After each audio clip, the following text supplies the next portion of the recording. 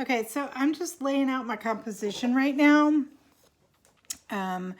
And just trying to establish the major lines. I've got my horizon line.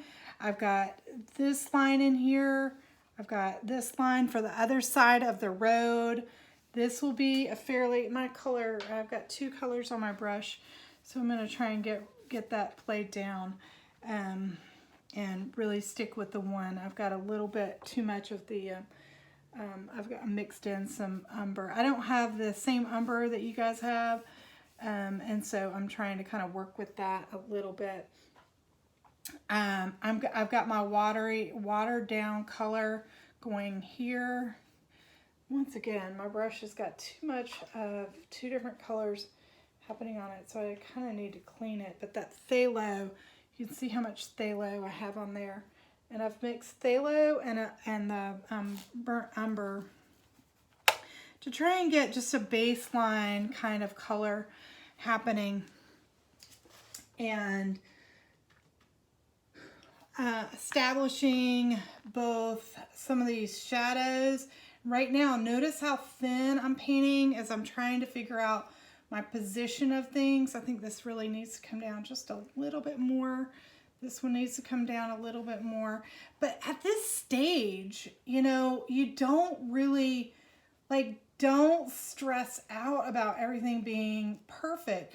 You know, one of the things I think it's really important to kind of keep in mind is that you're finding your way. And also with these exercises, you've got to, you've got to just practice things and just look at the sort of way to apply paint. This area over here is a little bit darker because there's a lot of density in there. I may leave the sky, and you can kind of think about this when you get started on yours. I may leave the sky a really pale color. I may go ahead, I could consider going ahead and adding in the kind of the blue of the sky, or just like a little bit of warmth to it. Actually, I think that's what I'm going to do as I'm sitting here kind of thinking. I'm going to think about adding a little warmth to that. And then I'm painting over things, like that's a line in the back. I've got a few other tree lines, you know, kind of happening, trees kind of poking up out of the ground.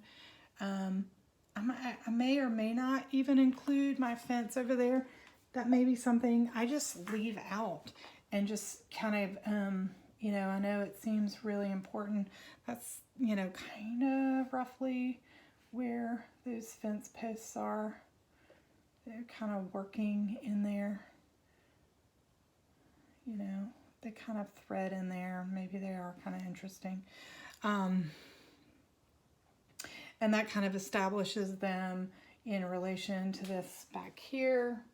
I'm going to get just a hint of warmth in the sky, because if I get that sort of established, see, and I get a nice drip mark, because I've gone really thin with this just to lay in this underpainting.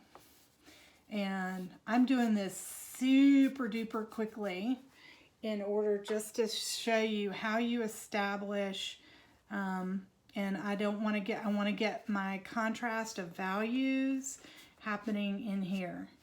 So this was probably 6 minutes to lay in the general gist of the underpainting. Now what I'm going to go in, and you can see that I don't have crisp details and all of that, but then I will go ahead and then add on top of this. I'm going to create that as a separate video, and I'll upload those two separately.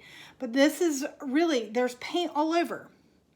I have an indication of shadow, I have an indication of light, I have the major trees. I haven't counted the trees, and they're not precisely in the, you know, but I've got the majority of the trees. This one will get darker, that one will get darker, but there is a value relationship. This background's probably going to get lighter, whereas this foreground tree is going to get darker in order to set up that relationship of space and distance. But I'm going to stop this demo, and then I'm going to go and in just a minute do a part 2 where it will be working up the color on here.